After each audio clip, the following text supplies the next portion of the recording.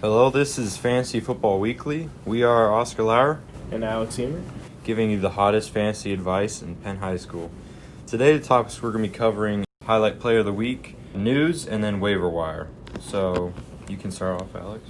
Alrighty, my first notes I got here for waiver wire pickups this week are Le'Veon Bell. The Chiefs running back Clyde Edwards-Helaire went down with a high ankle sprain this week. Pretty unfortunate, but Le'Veon Bell is now the starter, and it's going to be exciting to see what he does. Yeah, no, he's a veteran guy, and he got that touchdown this week, so Yeah. he should have a good week this week. My guy I have is Benny Snell. He's on the Steelers. So James Conner's been injured, so he's been the main guy that stepped up, even though there's other guys like Jalen Samuels and Anthony McFarland. Both those guys are there too, but he's been the main guy. He had a monster game. What was it? Put up a 17. decent 17. Yeah, Benny so Snell, 17. he had a good amount of points. Even though he's on a shaky Steelers team right now, Yeah. he's definitely worth picking up off the waivers.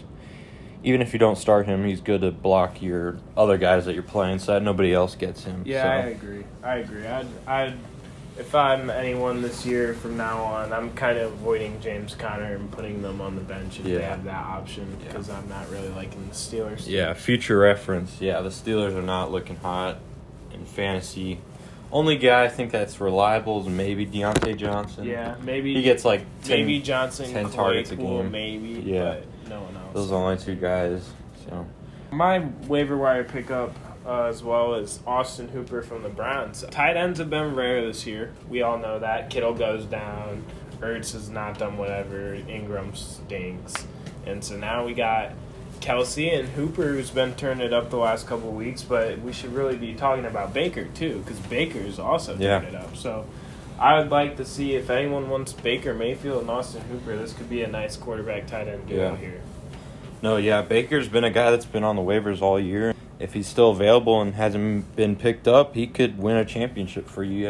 He has a good matchup in the final week. So if you're shaky at the quarterback position, he could win you a good game at the end. So last guy I have for waiver wire pickups is Tony Pollard, also a running back, plays for the Cowboys. He's been their second guy behind Zeke, but Zeke went down, so he's their guy now, and he just had a monster game with also a monster run in that game. So he's the main guy. You definitely pick him up. He's I'd say he's a top 15 RB play this week. So definitely a must start. At least just take him away from anyone else using him. So yeah, Pollard's interesting. I really like Pollard as well. Yeah, he's been a handcuff if anyone's had him this year, just sitting there and it's time. It's time for him to step up, and he stepped up pretty good. So next we got fantasy news. I got Gaskin and Ronald Jones. As people have heard, they are on the COVID list,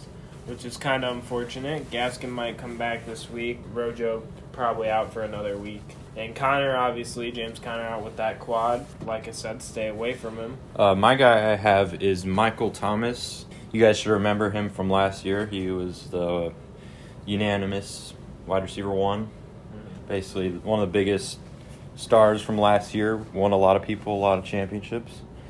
But this year he's had a shaky year, and his ankles got injured. So he's officially on the IR and will be out for the rest of the season, including playoffs. So he is likely to return at the start of next year. So if you're thinking about that for next year, your off season, thinking about the draft already, so there's that.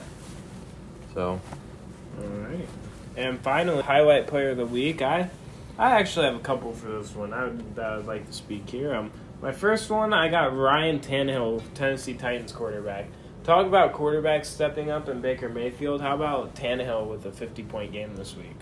Yeah. No, he's been up there with the great quarterbacks. He's been up there with Patrick Mahomes the past year even. So he's been consistent. Love this offense. I love Derrick Henry running it. Obviously, he's a boss, and we got star wide receivers and A.J. Brown and very solid Corey Davis and Jonnu. And that play action is deadly, too. Yeah, they got to respect the run and then throw over top to Corey Davis or A.J. Brown. So one of the guys I have is D-Hop. DeAndre Hopkins. He had 9 catches, 169 yards, and a touchdown. So he went off. Very good for a lot of managers who had him. You know, he's had a decent year. You know, not a career year, but it's been up there. Him and Kyler Murray have been balling out. So yeah.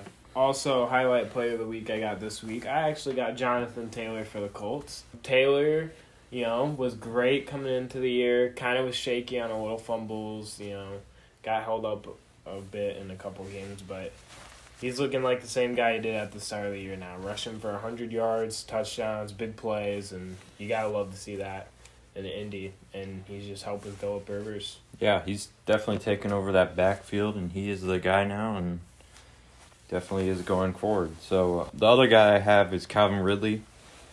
He had 163 yards and a touchdown, so very similar game to DeAndre Hopkins. So he's another guy, wide receiver position. It's valuable to have booms at that position, especially in the playoffs. So yeah, this is my favorite guy. This is my favorite wide receiver all year this year. Yeah.